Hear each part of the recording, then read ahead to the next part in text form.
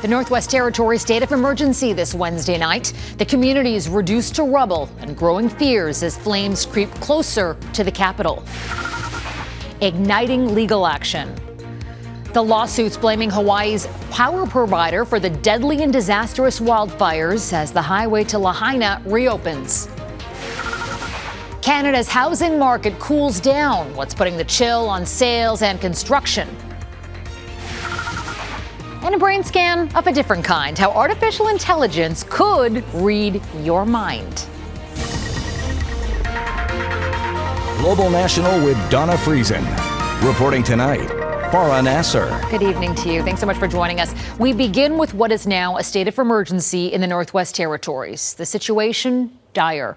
The area, vast. And tonight we're getting a startling look at what the fire has left in its wake. A post-apocalyptic scene in the hamlet of Enterprise. Cars burnt down to their frames as flames quickly scorched a path through the remote community. This is just a glimpse of the more than 21,000 square kilometers that have already burned in the territory, an area roughly 4 times the size of PEI. And that area will grow as more than 230 wildfires continue to burn tonight. Concerns are especially growing around Yellowknife as winds push the flames closer to the city of 20,000. There is a chance that without rain, that this fire could reach the outskirts of our capital city by the weekend. So we're preparing and we're doing everything we can to prevent that eventuality. But this is a very serious situation. We'll have more from our crew on the ground in Yellowknife in just a moment. But first, we go to Yourex-West on the firefight in one of the most remote parts of Canada as this country's historic wildfire season continues to devastate families. Once happy homes and vibrant businesses reduced to their bones and covered in ash. I lost quite a bit. I lost my house, a couple of shops, everything I've worked for and worked on, all my projects and everything I loved in life is gone. The father of 3 runs a plumbing business in the northern hamlet of Enterprise, a community of 100 people where nearly every building has been consumed by flames. The Northwest Territories has never faced a situation like this in terms of wildfire. The thing that is making this year much different is the scale of the human toll of what's being faced. With more than 200 wildfires burning and thousands already forced from their homes, Yellowknife, a city of 20,000 people, is now under threat. We're dealing with a fire that has reached with 17 kilometers to the northwest of our capital city of Yellowknife. It is a fire that has continued to burn hot and offer significant challenges to firefighting efforts. With several neighborhoods already under an evacuation alert, some hospital patients and long-term care residents have been moved out of the city. For some, like the mother of this Fort Smith evacuee, it's the 3rd or 4th move in less than a week. She's 83 years old with severe dementia and she needs 24-hour care. In Hay River, there is more positive news. Light winds assisted firefighting efforts, and community officials believe the air evacuation operation is complete for now. There are more strong winds and high temperatures in the forecast, which means it could be some time before residents of the South Slave region are allowed to come home. I feel kind of lost. We're just sitting here wondering what's going to happen next. Anxiety running high as the wildfire crisis across the Northwest Territories intensifies. Heather Yourex-West, Global News. And as you heard, the fire's next target is the most populous area of the territory. Our Jayme Doll is in Yellowknife. Jayme, what's the mood there like right now? Debilitating smoke has been hanging heavy over heads for weeks now. This afternoon, Yellowknife seeing some blue sky, but it's not diminishing the stress and the anxiety bearing down on this northern city. You can feel it. You can see it on people's faces, many scrambling to fill their tanks to put their belongings in the car just in case, because what they really need is rain and they're not getting it. And that fire just on the outskirts of the city is steadily growing. Is it unnerving? Yeah, it's a little unnerving, yeah. Some residents who live outside the city limits, including Wayne Lanigan, have already been told to leave. He's been packing up for 3 days, and he says he rented one of the last remaining storage lockers. I'm trying to take the most expensive stuff first and leave the cheaper stuff till last. Stressful. Extremely. Right now it's getting pretty close. We're hoping for a weather change within the next couple of days that'll back it off, but right now it's like everybody got to get out of here. Wildfire breaks are being built and firefighters are also spilling into this area. This camp, just on the outskirts of the city, hosted 100 firefighters last night, some from as far away as South Africa. We're ecstatic. We're doing everything we can to help them out, and yeah, it's great to have them here. Now, the fire is about 17 kilometers outside the city limits, but fire officials say if this dry, hot weather persists and the winds don't shift, it could be just within 5 kilometers by Friday. Farah? Jayme Doll in Yellowknife. Thank you, Jayme. The aggressive growth of a wildfire in southern BC has trapped at least 80 campers and staff in Cathedral Provincial Park. The Crater Creek fire has burned about 10,000 hectares and is affecting the only road through the park. Officials are assessing options to rescue people by air. An evacuation order is in effect, but people are being advised to shelter in place at the lodge, which is not in danger. Hot, dry weather has also triggered evacuation orders west of Lillooet. A ridge of high pressure is hovering over BC, leading to a heat wave with record-breaking temperatures. A dry, cold front is expected to bring strong winds and lightning on Thursday. Turning now to the grim recovery mission on Maui, where it could take months, even years, to identify everyone killed in that devastating wildfire that razed Lahaina more than a week ago now. Only 5 of the 106 bodies recovered have been identified. Hawaii's Governor Josh Green says the situation is like what you see in a war zone or 9/11. He says the remains that are being found are unrecognizable and fingerprints are hard to come by. Families desperately waiting to hear about lost loved ones have been asked to provide swabs and DNA samples to help identify the victims. More than 1,000 people are still missing. Officials warn the death toll will likely double or grow even further as crews sift through the toxic rubble. Only a third of the disaster zone has been searched so far. Our Neetu Garcha is in Maui, and Neetu, you got a first-hand look at all that's been lost. Farah, I'm standing inside the fire-ravaged town of Lahaina in a step towards what Hawaii's governor called an effort to bring back some kind of normalcy here. A major road connecting this devastated community to the rest of the island of Maui was reopened to the public this morning.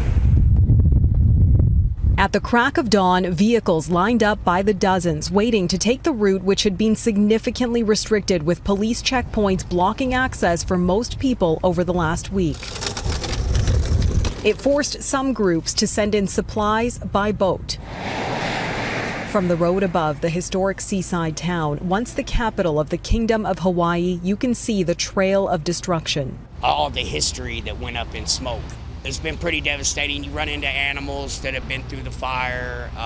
They're still alive. They're fighting. Restoration workers like Kevin Keeney have been in the community preparing to welcome people back. A lot of people don't even know what happened to their property. They weren't allowed to come back. So a lot of people are just now figuring out the devastation of their housing and animals and their vehicles, and just, you know, and everything's got to be rebuilt. It has been a challenge for us to get in here. Authorities here say no one from the public will be allowed into the most impacted areas, where the difficult work of sifting through the ashes for remains continues. You know, the whole community didn't burn down. You know, there's a lot of folks that are living in this community, and the people that are living here don't have access to services. There's no power, businesses aren't open, but they still need food, water, diapers, medication. Officials say those who survived are scattered across a dozen shelters serving more than 4,000 people. The cause of the fire is still under investigation. Survivors we've heard from have pointed to down power lines like these behind me, faulty fire hydrants, and emergency alarms that sat silent. Farah? Neetu Garcha in Maui. Thank you for that, Neetu. And U.S. President Joe Biden and First Lady Jill Biden will head to Hawaii next week to survey the damage in Lahaina. The commander-in-chief is going to touch down on Monday and will meet with first responders and survivors.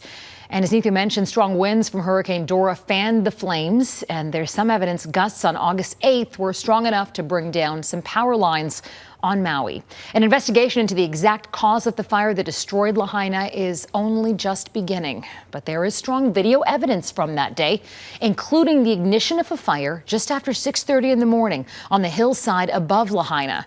Mike Drolet takes us through the timeline from that day and the tough questions that are now being asked. Oh, this is live right across the street from my house. Freaking power line just went down. Could this be the spark that lit the Lahaina blaze? On Tuesday, August 8th at 6:37 a.m., Shane True heard electrical pops coming from the power lines. There's a power line right there, and shortly after, thing was just arcing away on the ground, landed right in dry grass, so sparks, and then there was a fire. Hey, heads up, the line is live on the ground right there. By 9 a.m., Maui Fire reported the brush fire 100% contained. It would be hours before the chaos. Here it is now, very gusty winds. Prior to all that, meteorologists had issued warnings for 2 days about the impending high winds. There is a red flag fire warning. At 10:47 p.m. the night before Lahaina, the winds caused arcing on power lines at a bird conservation center. Maui's aging power infrastructure suffered more failures throughout the night. Yet Hawaiian Electric doesn't have a shutoff plan like some utilities in California, because not everyone agrees they work. You want us to turn the power on, or you want us to do an after action? You're just going to turn the dang power on. Okay? You want notifications, or you want the power shut off? You don't get it both ways. So the power remained on. By 1 p.m., old power poles were swaying with the wind. And then at 3:30 p.m., the reportedly contained Lahaina brush fire reignited. You get all this wind blowing, and now you get a fire. That was fuel, and just in a matter of minutes, that whole place was just engulfed. Oh no, guys. No, there was no warning for residents. The 80 sirens on Maui remained silent. Mobile phone alerts were sent, but too late, or to phones that didn't have service. Lawsuits alleging neglect within the utility company have already been filed. The victims are still being pulled from the ashes, yet residents want answers now. Primarily, could this tragedy have been averted? Mike Drolet, Global News. A troubling trend in Canadian real estate, coming up the consequences of a cool down in housing construction. Plus, snubbed. China leaves Canada off a key list. There is new setback tonight in Canada's housing crisis. Housing starts slipped by 10% in July when compared with June, according to the Canada Mortgage and Housing Corporation. And in some of Canada's biggest cities, they dropped even more. And it's becoming increasingly difficult to afford a home in this country. The income required has increased in all 10 major cities.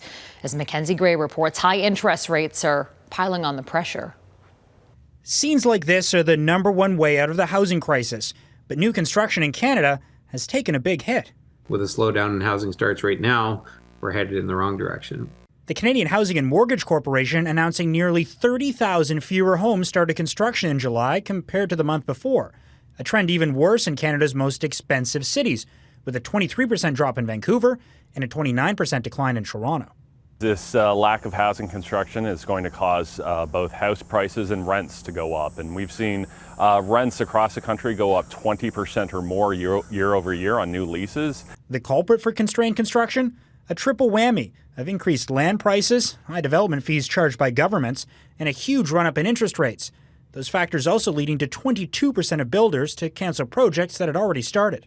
These costs have just escalated in such a way that this project no longer shows the possibility of profit. But the dip in new builds are a drop in the bucket compared to what's required to bring affordability back to the Canadian housing market. Something one of the top economists at CMHC says hasn't happened since the 1970s. We need 3.5 million additional housing units by 2030, and very roughly that would mean doubling housing starts. We need drastically higher housing starts. The Liberals haven't committed to meeting the CMHC's affordability goals, despite house prices increasing by 84% since Justin Trudeau became Prime Minister in 2015. My focus right now is making sure that whatever your income may be, if you're working in this country, you have a place that you can afford to pay for. I don't think that's too much to ask. Despite the slowdown in new construction in most Canadian cities, house prices are stagnating, and they're likely to go down, Farah, as higher interest rates work their way through the Canadian economy. Mackenzie Gray in Ottawa, thank you for that, Mac.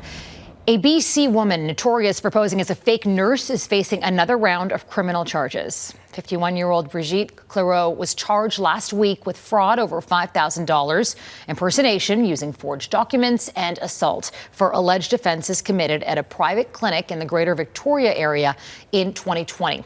Clairot has never had a valid nursing license or completed nursing school, yet she assisted with surgeries and care for more than 1,100 women at BC Women's Hospital during 2020 and 2021. Clairot's criminal record spans 4 provinces and 2 U.S. states over 3 decades.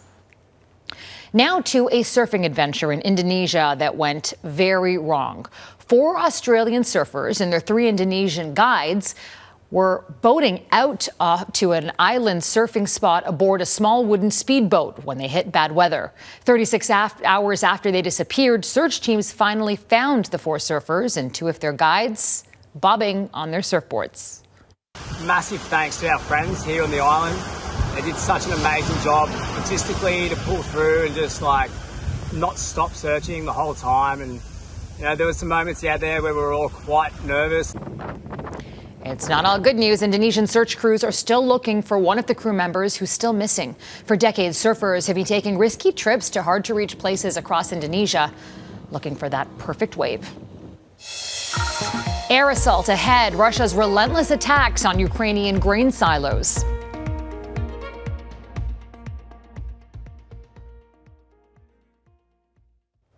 Russian drones pounded Ukrainian grain silos in the south again overnight.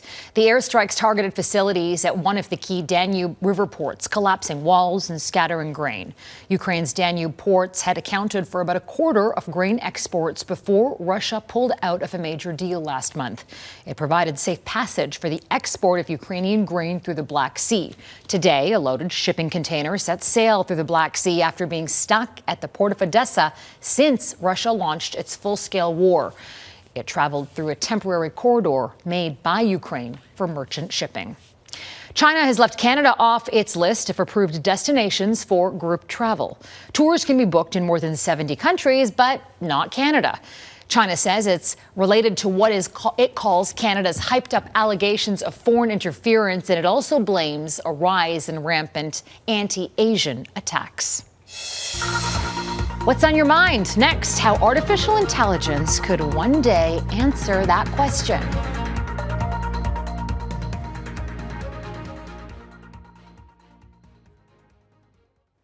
And then there were 2. England will meet Spain in the Women's World Cup final after putting a pin in the party down under, defeating host nation Australia. And it was a heartbreaking end for the Australian team, known as the Matildas, losing 3-1 to England. But it was Australia's Sam Kerr stealing the show, scoring what will likely be the goal of the tournament, firing a long-range rocket. It's the first time England has ever made it to the Women's World Cup final. Artificial intelligence can compose a song, it can write an essay, and now researchers in Singapore are working on mind reading, literally. The scientists are using MRI brain scans and AI to see if they can figure out what someone is looking at. There are, of course, ethical considerations, but this could one day also help people who are nonverbal to communicate. Redmond Shannon explains how it all works. Have you ever worried that someone knows exactly what you're thinking? Well, Lee has come to the National University of Singapore to see if that's really possible. He and other participants in this study spend hours inside a noisy MRI machine. Very important not to move the head, okay? While inside, they are shown thousands of images, each for 9 seconds, and their brain is scanned each time. Using all those scans, they build an artificial intelligence model for the participant. On their next visit to the machine, they will stare at new images, and researchers will try to replicate the pictures using the AI model and Stable Diffusion, a public AI image generator. But instead of words, scientists input brain scan data. This translator will translate your brain activities into a special language that a Stable Diffusion can understand. And then it will generate the images you are seeing at that point. These are some of the images participants looked at, and these are what the AI model coughed up. Some reproductions more accurate than others. It's just simple images for now, and each person's brain needs a different model. But scientists hope the research could one day help disabled or non-verbal people. Maybe we can help him to control their robots and their phone, communicate with others. Reading someone's mind is fraught with ethical concerns. Could brain scan patients have their thoughts tracked? Or could the MRI be used as a lie detector? Researchers say legislation is needed before the technology matures. This is going to be very, very difficult, right? So, yeah, it's going to take us at least another 5 to 10 years, I think. Of course, no one will accidentally stroll through an MRI machine. So for now, at least, our thoughts are ours alone. Redmond Shannon, Global News, London. Well, that's certainly a good thing. And that's Global National for this Wednesday night. I'm Farah Nasser. On behalf of our whole crew, I want to thank you so much for spending part of your evening with us. Tonight's Your Canada is North Rustico, Prince Edward Island. We love seeing your Canada, so please keep emailing us your photos to viewers@globalnational.com. Until we're together tomorrow, take care of yourselves and take care of each other. Good night.